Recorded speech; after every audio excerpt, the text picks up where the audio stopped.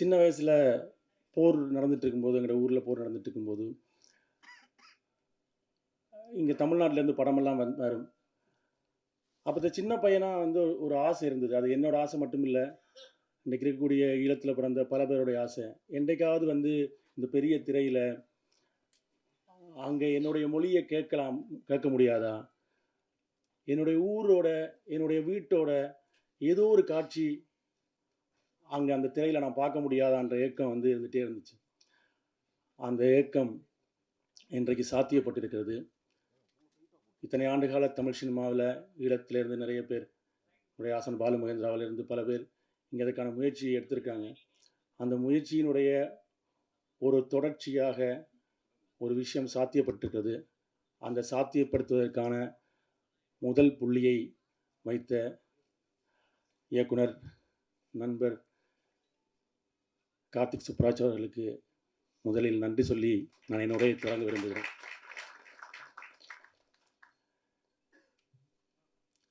எல்லாருக்குமே உலகம் முழுவதும் இருக்க தமிழர்களுக்கு எங்கள் வீட்டில் அவிக்கிற அந்த புட்டை வந்து ஒரு பெரிய திரையில் எனக்கு அதுதான் இருந்தது. அதனால தான் அந்த புட்டு குத்துறதுல அந்த முதல் நாங்கள் எல்லாருமே அந்த ஈழத்தமிழர்கள் பேசிகிட்டு இருக்கும்போது சொல்லுவோம், எங்கள் வீட்டில் இருக்கிற அந்த புட்டு வந்து ஒரு நாள் எங்கிற ஒரு பெரிய திரையில் என்றைக்காவது வருமா என்ற அந்த ஏக்கம் வந்து இன்றைக்கு சாத்தியப்பட்டிருக்கிறது.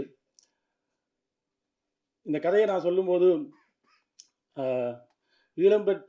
ஈழத்தினுடைய போர் பற்றின விஷயங்களை ஒரு செவி வழியாக ஓரளவுக்கு தெரிந்து வைத்திருந்த எங்களுடைய தயாரிப்பாளர் கார்த்திகேயன் அவர்கள் இந்த கதையை வந்து எடுக்கிறதுக்கான அந்த முடிவை அவர் எடுத்த அந்த கணம் வந்து முக்கியமான ஒரு விஷயமா இருந்தது. ஏன்னா இந்த மாதிரி ஒரு கதையை எடுக்கிறதுக்கு முயற்சி பண்ணிகிட்டே இருக்கிற போது இந்த கதைக்குள்ள ஒரு வாழ்க்கை இருக்கு. அந்த வாழ்க்கை தமிழ் சினிமாவுக்கு புதுசான ஒரு வாழ்க்கை. தமிழ் சினிமா இந்த புதுசான வாழ்க்கைகளை எடுத்த பல படங்களை கொண்டாடி இருக்கிறது. இந்த படத்தை கொண்டாடும் என்ற நம்பிக்கையோடு அந்த படத்தை தயாரித்த கார்த்திகேயன் அவர்களுக்கு நன்றி. நான் ஸ்கிரிப்ட் எழுதின ஆரம்ப நாட்களில் அதனுடைய ஒரு பெரிய அந்த தொடர்ந்து ஸ்கிரிப்டை படித்த பல வெர்ஷன்ஸ்களை படித்து என்னோட நிறைய அந்த ஸ்கிரிப்டில் இருக்கிற இது ஏன் நீங்கள் வந்து சீரியஸான படமெல்லாம் பண்ணுறீங்க, இது பயங்கரமான கமர்ஷியல் எலிமெண்ட் இருக்குது, இதை நீங்கள் இப்படி பண்ணுங்க அப்படின்னு சொல்லி இதை ஊக்கப்படுத்தினது கல்யாண். ஸோ அந்த கல்யாணோட ஊக்கம்தான் வந்து இன்றைக்கு இவ்வளவு பெரிய நிறுவனங்கள் இணைந்து இந்த படத்தை தமிழ் சினிமா ரசிகர்களுக்கு கொண்டு வருவதற்கான சாத்தியத்தை உருவாக்கி இருக்கிறது. இது நம்ம ஏதோ ஈழத்தோட கதை வந்து ஏதோ ஒரு ஆர்ட் ஃபிலிமாவோ ஒரு சீரியஸாக உட்காந்து பார்த்துருக்கிற ஒரு விஷயமாவோ என்று இல்லாமல் நாங்கள் வந்து காலங்காலமாக பார்த்த போர் படங்களிலிருந்து அந்த வாழ்க்கையை சொல்கிற ஒரு படத்தை உருவாக்க காரணமாக இருக்குது. இந்த படத்தை இப்பொழுது இணைஞ்சு வெளியில் இருக்கிற ஸ்பிரிட் மீடியா நடிகர் ராணா சார் அவர்களுக்கும், இந்த படத்தை தமிழ்நாட்டில் வெளியிட்டிருக்கிற ஏஜிஎஸ் நிறுவனத்திற்கும், இதை இன்று உலகம் முழுவதும் முதல் ஒரு ஈழத்து கதையை சொல்லுகிற ஒரு படம் உலகம் முழுவதும் இருக்கக்கூடிய ஈழத்தமிழர்களுக்கு உலகம் முழுவதும் ஒரு ப்ராப்பரான ஒரு சரியான ஒரு திரை அனுபவத்தை சரியான திரையரங்குகளில் ஒரே நேரத்தில் போய் சேருகிற ஒன்றை சாத்தியப்படுத்தி இருக்கக்கூடிய விதுர்ஸ் அவர்களுக்கு, அஹிம்சா இன்டர்நேஷனல் விதுர்ஸ் அவர்களுக்கு நன்றியை தெரிவித்துக் கொள்கிறேன். முதல் ஈழத்திலிருந்து வந்த ஒரு கதை, அவரும் ஒரு ஈழத்தமிழர், அவருடைய தாய் தந்தையரும் இதே மாதிரியான இந்த கதைக்களம் நிகழ்கிற 80களின் இறுதிப்பகுதியில் ஈழத்திலிருந்து போனவர்கள். அது எனக்கு கூடுதல் மகிழ்ச்சியாக இருக்குது. அந்த மாதிரியான ஒன்று விஷயத்தை சாத்தியப்படுத்தி இருக்கக்கூடிய விதுர்ஸ் அவர்களுக்கும் நன்றி. இந்த நன்றி பத்தியல் மிக நீண்டது. ஸோ நான் இதோட அந்த நன்றி பத்தியல் நிறுத்திக்கொள்ள விரும்புகிறேன். ஏன்னா இது வந்து பல பேருடைய அந்த கனவுகளின் தொடர்ச்சி தான் வந்து நான் இந்த படத்தை இன்று இயக்கி சாத்தியப்படுத்தியிருக்கிறது. இது வந்து ஒரு சோமிதரனுடைய நிகழ்வாக அல்ல, இது பல ஈழத்தமிழர்களின் கனவுகளின் அந்த திரட்சியை நாங்கள் சாத்தியப்படுத்தியிருக்கிறோம். உண்மையில் இந்த இந்த கதைகள் நாங்கள் நிறைய போர் படங்கள் பார்த்துருக்கோம். இன்றைக்கி ஹாலிவுட்லேருந்து பல படங்களை வந்து நாங்கள் தமிழ்நாட்டிலையும் உலகத்திலையும் பல பேர் அந்த ஹாலிவுட் சினிமாக்களை கொண்டாடிருக்கிறோம். அந்த போர்ல எல்லாம் வந்து 2 தரப்பும் துப்பாக்கியால சண்டை பிடிக்கிற விஷயங்களை பார்த்துட்டே இருப்போம். இன்றைக்கு இந்த உலகம் போருக்குள் இருக்கிறது. தினம் தினம் நாங்கள் போரோட செய்திகளை பார்த்து கொண்டிருக்கிறோம். இந்த போரோட செய்திகளில் நமக்கு வந்து ஈரான் வந்து இஸ்ரேலில் பொம்பு போடுது, அமெரிக்கா வந்து ஈரானில் பொம்பு போடுது. 2 பேரும் மாறி மாறி இத்தனை குண்டு இன்றைக்கு விழுந்துச்சு, இத்தனை குண்டு இங்கே இவங்க அடித்தாங்க, இத்தனை குண்டு துபாயில் விழுந்துச்சு என்ற அந்த ஸ்கோரை பார்த்துட்டே இருக்கோம். ஆனால் இதுக்கு பின்னால் இந்த குண்டு விழுகிற இடத்தில் அது இஸ்ரேலாக இருந்தாலும் சரி, அது ஈரானாக இருந்தாலும் சரி, இந்த குண்டு விழுகிற இடத்தில் ஒரு மக்கள் இருப்பார்கள். அவர்களுக்கு ஒரு வாழ்க்கை இருக்கும். அந்த குண்டு போய் விழுகிற அந்த நேரத்தில் அவர்கள் ஒரு பிறந்த நாளை கொண்டாடுவதற்கு முயற்சி பண்ணியிருக்கலாம், அவர் ஒரு கல்யாணத்தை ஏற்பாடு பண்ணியிருக்கலாம், அங்கே ஒரு மரண வீடு நிகழ்ந்திருக்கலாம், ஏதோ ஒரு விஷயம் நிகழ்ந்திருக்கலாம்.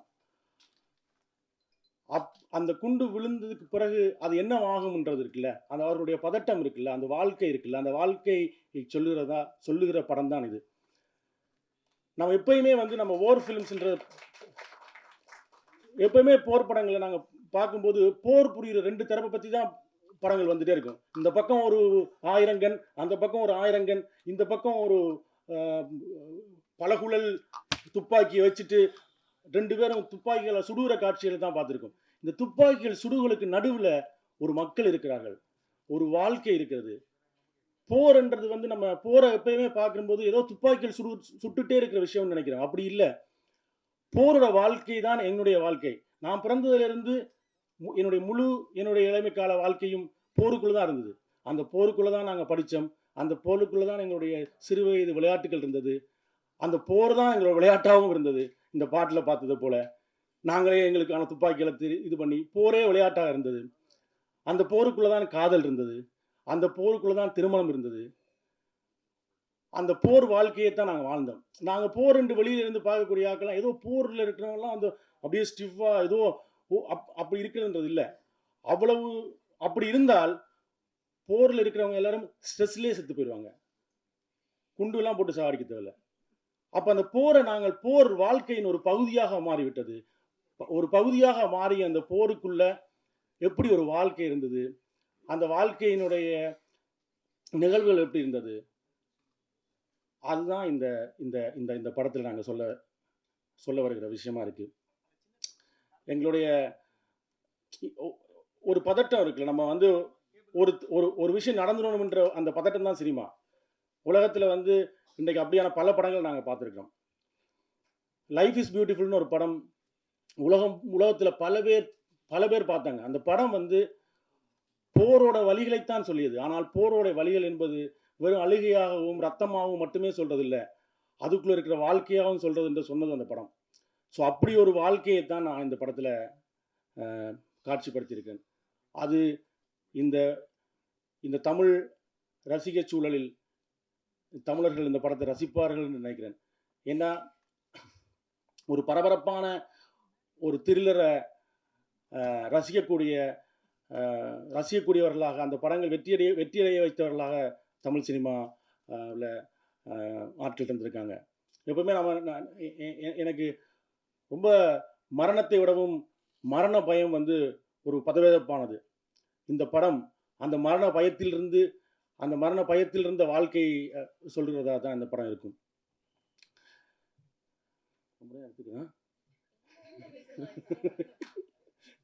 இல்லை, ஒரு பதட்டமான மனநிலை, ஒரு போருக்குலேருந்து எனக்கு அந்த என்னோட சின்ன வயசோட இடத்துக்கு நான் போயிட்டேன். இந்த இந்த படத்தில் அந்த முறுக்க எடுக்க எத்தனைக்கிற அந்த பையன் தான் நான். எனக்கு கழிந்த அப்படியான பல இரவுகளில் ஒரு இரவைத்தான் இந்த படத்தில் காட்சிப்படுத்தியிருக்கேன். போருக்குள்ள நமக்கு பதபதைப்பாக கழியக்கூடிய அந்த பரபதைப்பான இரவுகளின் ஒரு இரவு தான். இப்படி பல இரவுகள் எங்களுக்கு கழிஞ்சு போயிருக்கும். அப்படி ஒரு இரவு தான் இந்த படம். அந்த இரவோட அந்த பதைபதைப்பும் அந்த மக்களும் அந்த உங்களுக்கு நெருக்கமாக வருவார்கள். நாங்கள் தமிழ்நாட்டில் ஈழம் பற்றி நிறைய கதைகளை கேள்விப்பட்டிருக்கோம். ஆனால் ஒரு ஈழத்தோட வீடு, எனக்கு கோயம்புத்தூரில் இருக்கிற ஒரு வீடு எப்படி இருக்குன்னு தெரியும், மதுரையோட முட்டுச்சந்தை எப்படி இருக்குன்னு தெரியும், மதுரையோட ஒரு கிராமம் எப்படி இருக்குன்னு தெரியும், ஒரு வீடு எப்படி இருக்குன்னு தெரியும். தமிழ்நாட்டினுடைய எல்லா ஊர்களுடைய வீடுகளும் அது அது வந்து ஒரு மேல்தட்டு வர்க்கத்தின் வீடாக இருந்தாலும் சரி, ஒரு மிடில் கிளாஸ் வீடாக இருந்தாலும் சரி, ஒரு ஏழை வீடாக இருந்தாலும் சரி, எல்லா வீடுகளும் எனக்கு தெரியும். ஆனால் என்னுடைய வீடு எப்படி இருக்கு, எப்படி இருக்கும் என்றத நான் இந்த தமிழ் ரசிகனுக்கு இதுவரைக்கும் நம்ம வந்து முழுமையாக காட்டலை. இந்த படம் அந்த வேலையை செய்யும். இனிமே ஈழத்திலையும் ஒரு வீடு எப்படி இருக்கு, அந்த வீட்டுக்குள்ளே இருக்கிற அந்த குசினி, அந்த கிச்சன் எப்படி இருக்கு, அவருடைய வாழ்க்கை எப்படி இருக்குன்றத வந்து இந்த படம் உங்களுக்கு சொல்லும். எங்களால் இப்போ நான் வந்து லொயலாவில் விஷுவல் கம்யூனிகேஷன் படிக்கும் வரும்போது நான் வந்து எவ்வளவு தான் ஈழத்தை பற்றி கதை சொன்னாலும் அவங்களால விஷுவலைஸ் பண்ணவே முடியாது. ஏன்னா விஷுவலாக பார்த்ததே இல்லை. ஒரு ஒரு கதைகளாக கேள்விப்பட்ட அளவுக்கு நம்ம விஷுவலாக பார்த்ததே இல்லை.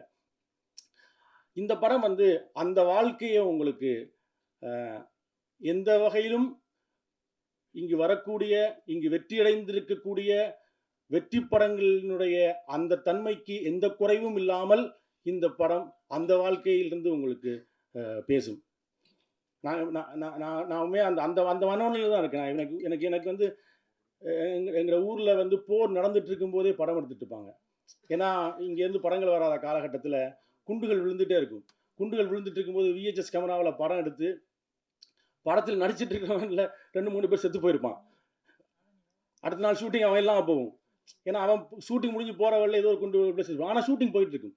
அப்படி எடுக்கப்பட்ட படங்களில் 90களில் நாங்கள் பார்த்துருக்கோம் எங்கள் ஊரில். அப்படி நாங்களே எடுத்து நாங்களே அங்கே அங்கே அங்கே அங்கே திரை கட்டி அங்கே நாங்கள் அந்த மாதிரி படங்களை பார்த்துருக்கிறோம். அங்கே இருந்து தொடங்குது இந்த மாதிரியான ஒரு கதையை இந்த மாபெரும் தமிழ் சினிமாவில் கொண்டு வந்து நிறுத்தணும்ன்றது அந்த இடத்துலேருந்து தொடங்குதுன்ட்டு நான் இப்போ உணர்றேன். அந்த மாதிரியான ஒரு ஒரு விஷயமா தான் அது இருக்குது. நான் முழுக்க முழுக்க சென்னையிலேயே பிறந்து வளர்ந்த ஒரு பையன். ஸோ எனக்கு இந்த படத்தில் வர வாழ்வியல் எல்லாமே வந்து எனக்கு ரொம்ப புதுசாக இருந்துச்சு. ஸோ சோமி அண்ணன் அவர் காமிச்ச நிறைய டாக்குமெண்ட்ரிஸ், அவர் சொன்ன நிறைய கதைகளை வச்சு தான் இதை பர்ஃபார்ம் பண்ண முடிஞ்சது.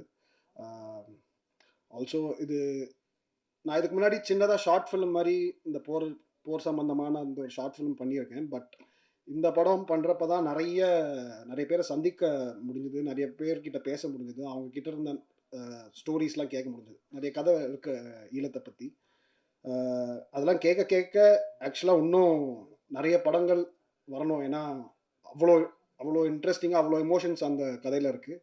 ஸோ சீக்கிரம் நிறைய படங்கள் வரும்னு எதிர்பார்க்குறேன். ஆல்சோ இந்த படத்தை வெளியில் கொண்டு வர spirit media, Ahimsa, stone bench and ஏஜஸ் எல்லாருக்கும் நன்றி. எல்லாருக்கும் வணக்கம். ரொம்ப சந்தோஷமாக இருக்குது நீங்கள் எல்லோரும் உங்கள் டைம் எடுத்துகிட்டு இவ்வளோ டிராஃபிக்கில் இந்த ஈவினிங் ஈவெண்ட்டுக்கு வந்து இங்கே உட்காந்து ஒவ்வொருத்தர் பேசுது அவரை கவனமாக கேட்டு அண்ட் உங்கள் அப்ளாசஸ் உங்கள் கிளாப்ஸ் எல்லாம் எங்களை என்கரேஜ் பண்ணுறதுக்கு ரொம்ப thanks.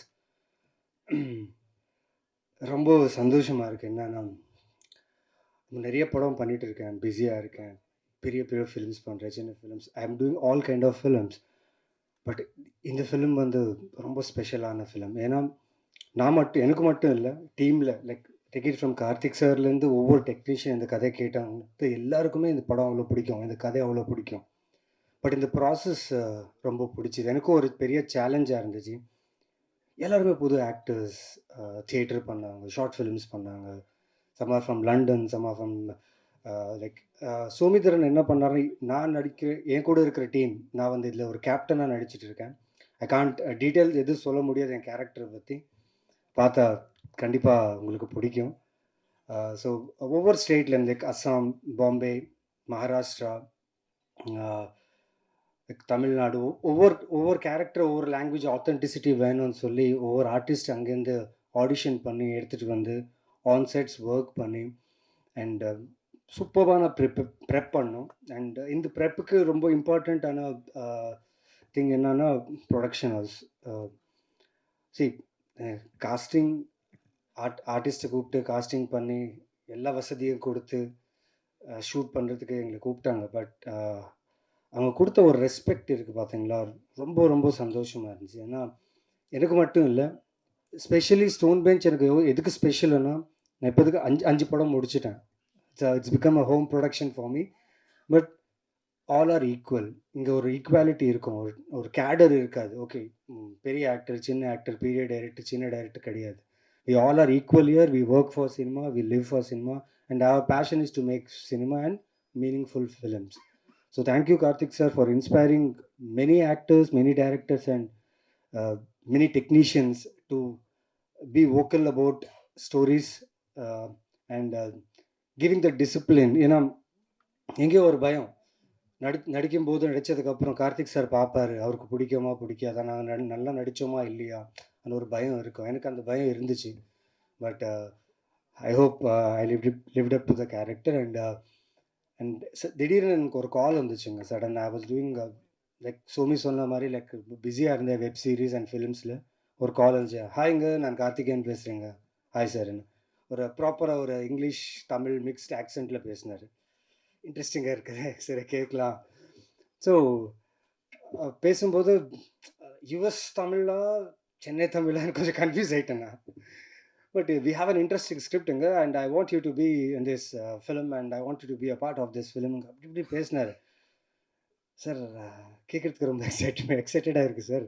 I'm very much interested sir. கதை கேட்குறேன் சார். கேட்டதுக்கப்புறம் நான் கால் பண்ணேன். சார் கங்க்ராச்சுலேஷன்ஸ் பிஃபோராகவே. ஏன்னா இப்படி ஒரு கதை சொல்லணுன்னா ஒரு டைரக்டருக்கு வந்து கண்டிப்பாக ஒரு நல்ல ப்ரொடியூசர்னால் காசு இருக்கிற producer important. At the same time அதுக்குள்ளே இருக்கிற ஒரு எசன்ஸ் இருக்குல்ல, அது சோல் இருக்குல்ல, புரிஞ்சுக்கிற ஒரு ப்ரொடியூசர் வேணும். So Karthikeyan sir, your bet is right. You got the right film under Stone Production, and I'm proud of Stone Production for producing this beautiful, meaningful film and presenting this to a Tamil audience, not only Tamil audience, throughout the world cinema, where people will watch this film and feel every actor, every talent who has given their soul to these characters and the film. So you will all love this film. And Somidharan, thank you. For நான் அந்த கேரக்டரில் என்னை imagine பண்ணதுக்கு நான் ரொம்ப thanks சொன்னேன் சோமிதரனுக்கு. ஏன்னா தெரியாது, அம்மு படம் பார்த்ததுக்கப்புறம் தான் அவர் டிசைட் பண்ணார் I would be a right person for that. But Ammu character வந்து அது ரொம்ப சைக்கோட்டிக் கேரக்டர் இது. But this is entirely different character. And அவரோட இன்புட்ஸ், அங்கே நடந்த விஷயம் எல்லாம் கேட்கும்போது I felt very happy. And I will not take much of time. I thank each and everyone, every talent, every artist, pera, like I thank everyone because I learned a lot while this process. And Sanath, man, it was great working with you, especially in the climax. I've given a hint. So climax will be a very, very interesting one. So thank you so much, Stone Production, Karthikeyan, Kalyan, everyone on the stage, and this guy, the cinematographer. நாங்கள் எல்லாரும் at least we had 1 hour 2 hours of sleep எங்களுக்கு இருந்துச்சு. எங்களுக்கு ஒரு chance. அவர் தூங்கவே மாட்டாருங்க, அவர் படுக்கவே மாட்டார். Zombie, really zombie. And shoot pack up சொன்னதுக்கப்புறம் நாங்கள் எல்லோரும் போய் ரூமில் at least will take some rest. அவர் வந்து கடலில் பார்த்து அப்படியே தீர்க்கமாக யோசனை பண்ணிட்டு நான் நினைச்சேன் ஷார்ட்டாக யோசிக்கிறதில்ல, அவர் தூங்க மாட்டேன், படம் முடிகிற வரைக்கும் தூங்க மாட்டேன்னு சொல்லிட்டார். பட் படம் முடிஞ்சதுக்கப்புறம் தூங்கினார். And Rupa, congratulations for being part of this beautiful film and stone bench. And I'll not take much time. Thank you so much. Thank you, press, media. Love you for the support. Keep supporting me and keep supporting my films. Neelira April 3rd release ஆகுது. And sure உங்க எல்லாருக்கும் பிடிக்கும். And this is my gut feeling. படம் பார்த்து நீங்களே word of mouth spread பண்ணி ஆடியன்ஸை உள்ளே கொண்டு வருவாங்க. This is my bet and gut feeling. So thank you so much.